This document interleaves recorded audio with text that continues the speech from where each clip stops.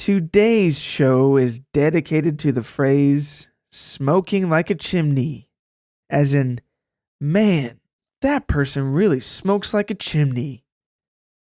I mean, think about that. I never understood that. Never in my life have I ever seen a single chimney with a cigarette in its mouth. Ever. Though, to be fair, I did see a stove wearing a nicotine patch once, but you have to remember this was the 90s and, they had a hard life, okay? Get off their back. And trust me, I've seen a lot of chimneys in my day. It's not like I'm some novice, okay? I've seen a lot.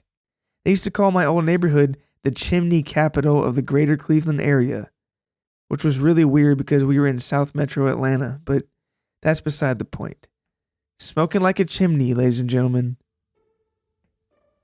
Anyway, gang, on with the show.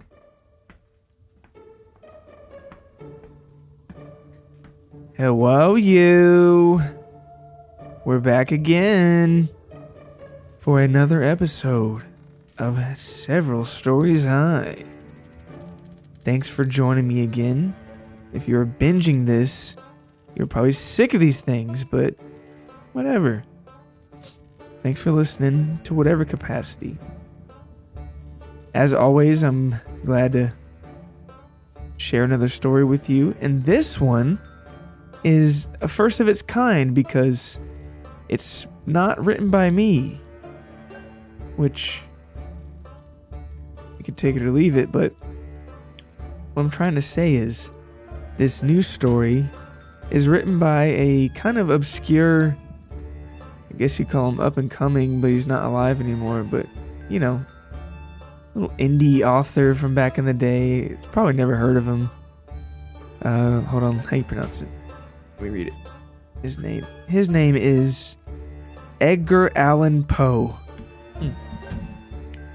If you have heard of him, let me know, but I highly doubt that. This guy has some pretty killer stuff, turns out. Just full of happiness and, well, not really, but Mr. Edgar Allan Poe's work is perfect for one of my favorite months of the 15 months out of the year, also known as October. So I figured it'd be cool to read someone else's story from back in the day, because anything written before 1927, I believe, is free game. It's called public domain, the public domain. So I'm going to start doing that from time to time, maybe every 3 episodes or so. Just pick something from the public domain that has been forgotten by time or forgetful people and read that too, because there's a lot of good stuff out there from a lot of good people, it turns out. So without further ado, I want to thank you again for listening to my little show. And I don't want to talk like that, sorry. That's very annoying. If you know what I'm about to say, then I guess the only thing left to say is you're listening to Several Stories High. I'm Nathaniel David Knox, and I've got a special story to tell you.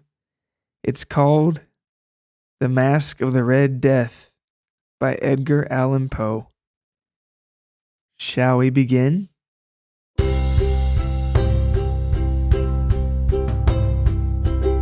Welcome to Several Stories High, a narrative podcast featuring original stories from all corners of the spectrum. Fiction, fact, or perhaps more appropriately, somewhere in the great galaxies between. I'm Nathaniel David Knox. Let's see how high we can climb.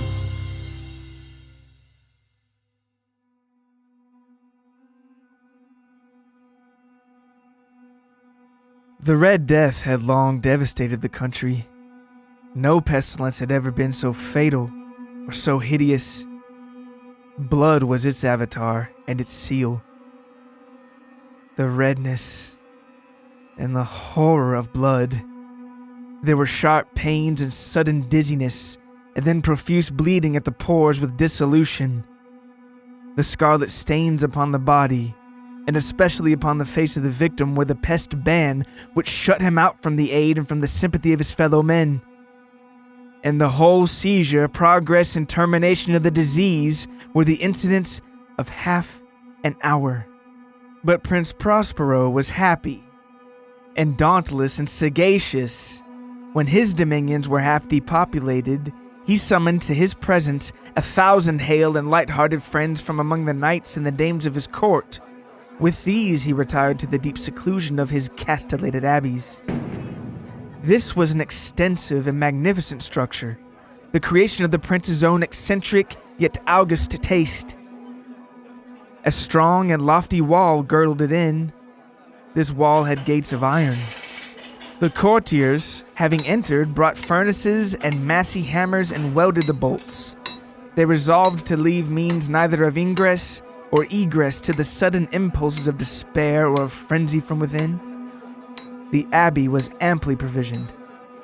With such precautions, the courtiers might bid defiance to contagion. The external world could take care of itself. In the meantime, it was folly to grieve or to think. The prince had provided all the appliances of pleasure. There were buffoons. There were improvisatori. There were ballet dancers. There were musicians. There was beauty. There was wine. All these and security were within. Without was the Red Death.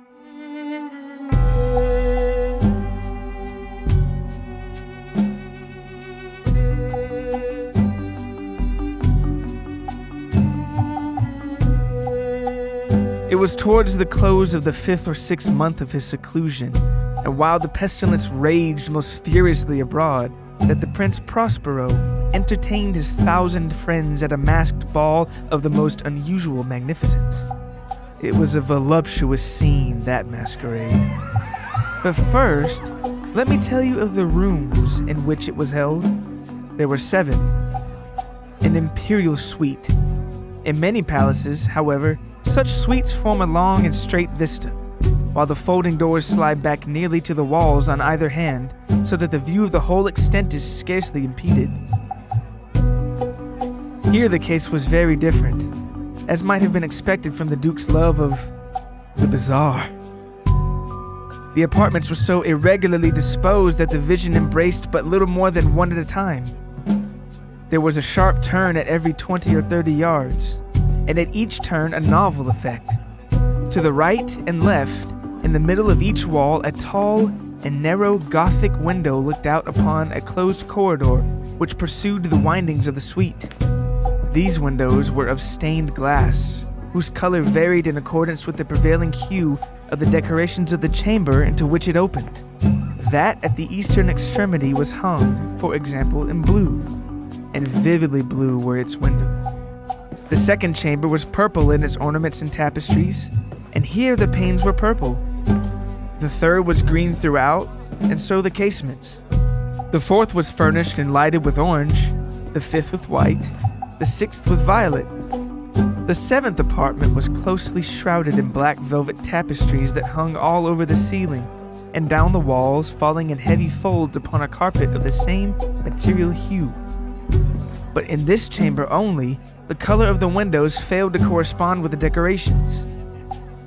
The panes were scarlet, a deep blood color. Now in no one of the 7 apartments was there any lamp or candelabrum, amid the profusion of golden ornaments that lay scattered to and fro or depended from the roof. There was no light of any kind emanating from a lamp or candle within the suite of the chambers, but in the corridors that followed the suite, there stood, opposite to each window, a heavy tripod, bearing a brazier of fire that protected its rays through the tinted glass and so glaringly illumined the room. And thus were produced a multitude of gaudy and fantastic appearances. But in the western or black chamber, the effect of the firelight that streamed upon the dark hangings through the blood-tinted panes was ghastly in the extreme, and produced so wild a look upon the countenances of those who entered that there were few of the company bold enough to set foot within its precincts at all. It was in this apartment, also, that there stood against the western wall a gigantic clock of ebony. Its pendulum swung to and fro with a dull, heavy, monotonous clang. And when the minute hand made the circuit of the face, and the hour was to be stricken, there came from the brazen lungs of the clock a sound which was clear and loud and deep and exceedingly musical, but of so peculiar a note and emphasis that, at each lapse of an hour, the musicians of the orchestra were constrained to pause momentarily in their performance to hearken to the sound, and thus the waltzers, perforce, ceased their evolutions, and there was a brief disconcert of the whole gay company. And, while the chimes of the clock yet rang, it was observed that the giddiest grew pale, and the more aged and sedate passed their hands over their brows as if in confused reverie or meditation. But when the echoes had fully ceased, a light laughter at once pervaded the assembly. The musicians looked at each other and smiled as if at their own nervousness and folly, and made whispering vows to each other that the next chiming of the clock should produce in them no similar emotion. And then, after the lapse of 60 minutes, which embraced 3,600 seconds of the time that flies, there came yet another chiming of the clock, and then were the same disconcert and tremulousness and meditation as before. But, in spite of these things, it was a gay and magnificent revel. The tastes of the Duke were peculiar. He had a fine eye for colors and effects. He disregarded the decora of mere fashion. His plans were bold and fiery, and his conceptions glowed with barbaric luster. There are some who would have thought him mad. His followers felt that he was not. It was necessary to hear and see and touch him to be sure that he was not.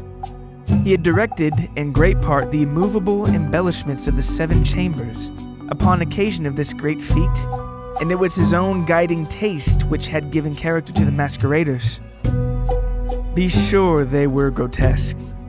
There were much glare and glitter and piquancy and phantasm, much of what has been seen in Hernani.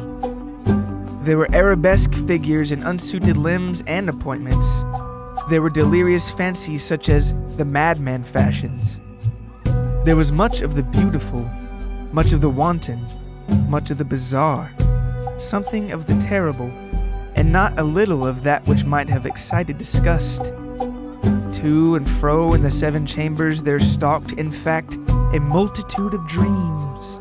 And these, the dreams, writhed in and about, taking hue from the rooms and causing the wild music of the orchestra to seem as to echo of their steps.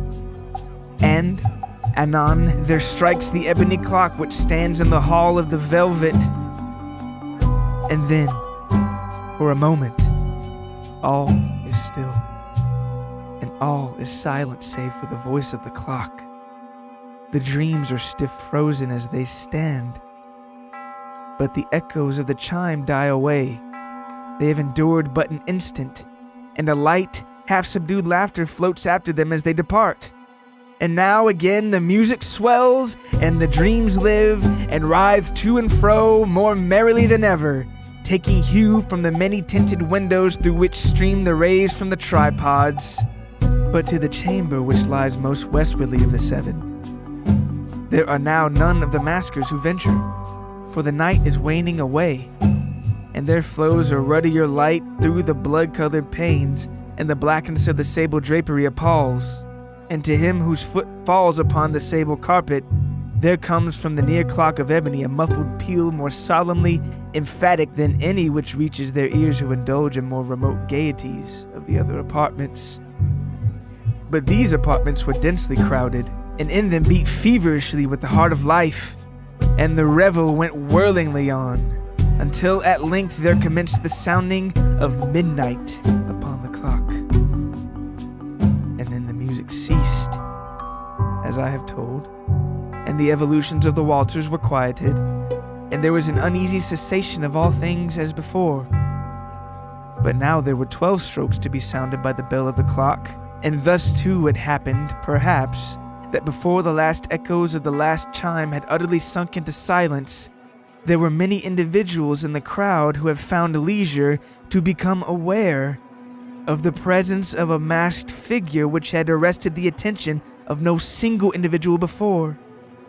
And the rumor of this new presence, having spread itself whisperingly around, there arose at length from the whole company a buzz, expressive of disapprobation and surprise, then finally of terror, of horror, and of disgust.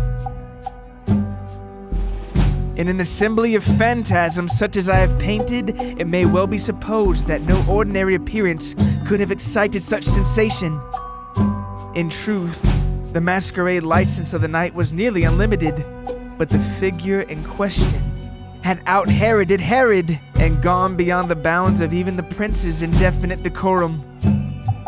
There are chords in the hearts of the most reckless which cannot be touched without emotion. Even with the utterly lost, to whom life and death are equally jests, there are matters of which no jest can be made. The whole company, indeed, seemed now deeply to feel that in the costume and bearing of the stranger neither wit nor propriety existed. The figure was tall and gaunt, and shrouded from head to foot in the habiliments of the grave. The mask which concealed the visage was made so nearly to resemble the countenance of a stiffened corpse that the closest scrutiny must have had difficulty in detecting the cheat. And yet all this might have been endured if not approved by the mad revelers around. But the mummer had gone so far as to assume the type of the Red Death. His vesture was dabbled in blood, and his broad brow, with all the features of the face, was besprinkled with scarlet horror. When the eyes of Prince Prospero fell upon the spectral image, which with a slow and solemn movement, as if more fully to sustain its role, stalked to and fro among the waltzers, he was seen to be convulsed, in the first moment with a strong shudder, either of terror or distaste, but in the next, his brow reddened with rage. "Who dares?" he demanded hoarsely of the courtiers who stood near him. "Who dares insult us with this blasphemous mockery? Seize him and unmask him, that we may know whom we have to hang at sunrise from the battlements." It was in the eastern or blue chamber in which stood the Prince Prospero, as he uttered these words. They rang throughout the 7 rooms loudly and clearly, for the prince was a bold and robust man, and the music had become hushed at the waving of his hand. It was in the blue room, where stood the prince with the group of pale courtiers by his side. At first, as he spoke, there was a slight rushing movement of this group in the direction of the intruder, who at the moment was also near at hand, and now with deliberate and stately step made closer approach to the speaker. But from a certain nameless awe with which the mad assumptions of the mummer had inspired the whole party, there were found none who put forth the hand to seize him, so that, unimpeded, he passed within a yard of the prince's person, and, while the vast assembly, as if with one impulse, shrank from the centers of the rooms to the walls, he made his way uninterruptedly, but with the same solemn measured step which had distinguished him from the first, through the blue chamber to the purple, through the purple to the green, through the green to the orange, through this again to the white, and even thence to the violet, ere a decided movement had been made to arrest him.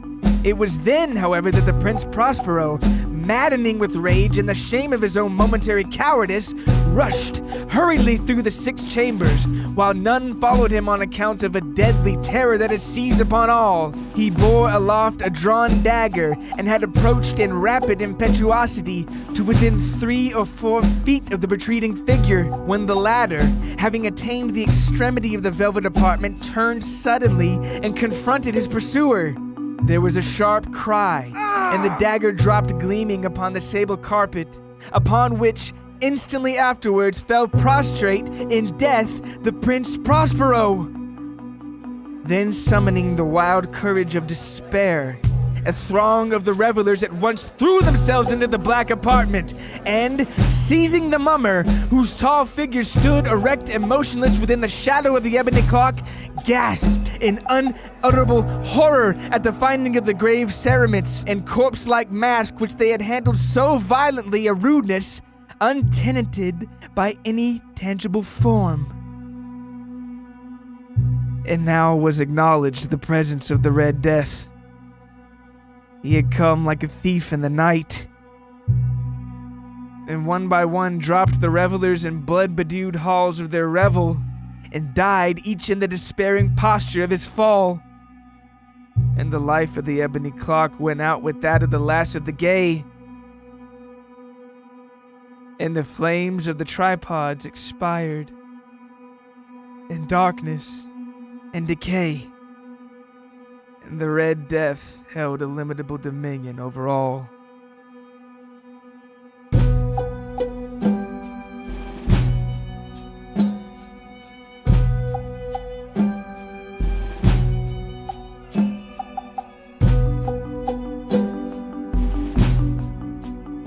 This episode of Several Stories High was, I almost said written, guys.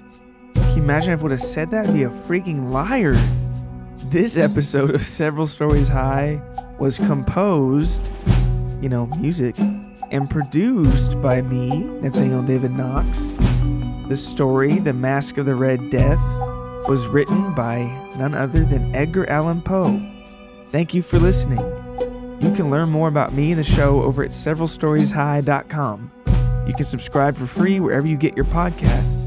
And if you have a chance and you happen to have Apple iTunes or something else that has reviews, do consider leaving one, because they all really, really help.